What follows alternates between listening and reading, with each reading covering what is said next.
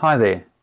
Today I would like to talk about the second factor that contributes to the prevailing myth that achieving native-like levels in a second language is just too difficult. As I've been explaining over the past few weeks, it certainly is within the capacity of each person to achieve these levels. So last week I talked about the first main reason, and that was to do with the fact that translation is so prevalent and overused in the learning of languages. If you want to hear more about that, just go back to that video clip. So today I want to talk about the second reason, and that is to do with understanding and knowing and actually living the experience that the only way to be truly successful in any skill is to be passionate about it. In the same way as people throw themselves into sports, music, computer games, and then when these people who throw themselves into it and actually get passionate about it, it's difficult to drag them away from that. And you, I'm sure, have come across people like that, and you may be a person like this yourself in some particular skill that you've been learning. So one of the reasons that people don't really get this in languages is that we've all been brought up with the idea that to learn a second language we have to go and study it. We have to go and look at the grammar, look at the pronunciation, and do the drills and go to classes, and the way the classes are taught are mainly to do with passing on knowledge, and then you somehow take the knowledge and make it into a skill, which sometimes works, sometimes doesn't, but it's all hit and miss for the most part. And there is a lot of struggle. People learning languages struggle a lot, typically. Of course, there are the few that don't, but they're really the few, because they've figured out what they need to do to actually master the skill, and that's what they go about doing. Of course, in life you can go about and study things and actually somehow improve your skill at it, but for the most part, study only adds to your knowledge. Skill is all about doing something. It's all about doing. It's not about knowing. I mean, the knowing comes from the doing, but fundamentally it's about doing the thing. So just think of yourself. What skill have you learned without being fully engrossed in the skill, whether it's being a sport or cooking or dancing or anything else in life? I mean, there are many, many skills, but the physical practical skills are the best ones to look at in terms of looking for the principles and of what actually works.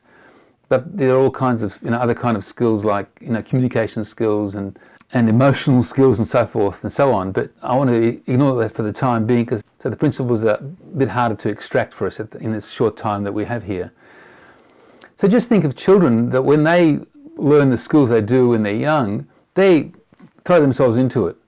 Now, of course, what happens and I think we've all seen it, is that parental pressure can be such that kids are encouraged, sometimes even forced, dare I say, to go and learn an instrument or go and play a sport or do something like that. And for the most part, I'm sure we've all seen examples of that where these students have not really done much with that particular skill. They've maybe learned the piano or learned the guitar or able to play soccer or tennis or something, but fundamentally they've been able to do it but never really achieved any great level, any great skill. They've been sort of okay. But the ones who actually excel at it are the ones who it's moved from being the parental forcing you, and something has caught their imagination, has caught them somehow, and they basically throw themselves into it and then transform themselves in the skills such that they start excelling in it. The same thing can happen. We can start doing some kind of skill at a young age because of peer pressure. All our mates are doing it, so we're going to do it too. But again, the same thing happens. Mediocrity is the norm unless something else happens, and the something else is it captures our imagination, it captures something within us, and we want to excel in it for its own sake, not for anything else. Or it can be even self-induced pressure, or something, look, I need to learn this skill so I can get a better job, or I need to do this, I need to learn that instrument because I think it's a good idea, I'll become a better person or something like that. So all these kind of artificial motivations are all artificial, and basically that skill will never get to any great height. The ones who become really good at something are the ones who actually transform that into something that it's core for them. They get passionate and really engaged in, and they start to really do well at it. So English language is much the same, and the core thing in excelling in English is going from the point of thinking, I want to improve in this because it's good for my job, or I'm living in the country, or I'm going to get a better job or a better life or get a better wife or I don't know, or a husband or something. And basically you want to do it because it somehow captures you. It's interesting, it's engaging, it's enthralling, it's wonderful. It's something that you want to do for its own sake, not because of some ulterior motive.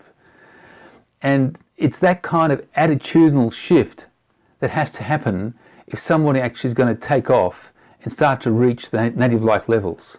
Because to reach those native-like levels requires a level of engagement and a level of interest that doesn't come from artificial study or artificial working.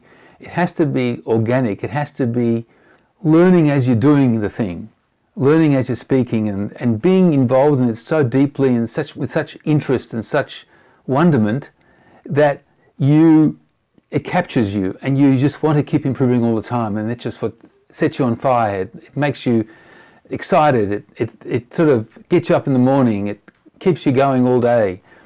That's the kind of energy that will help a person to reach native-like levels. So unfortunately what happens is that sometimes some people got these ideas, if I want to achieve these levels, I have to do certain things. And what I've seen with so many people I've come across who have achieved or are achieving native-like levels, that it's not necessarily the thing that you're doing, it's how you're doing it. And it's all about the person finding something in that activity and how they approach it that has them be completely engaged in what they're doing.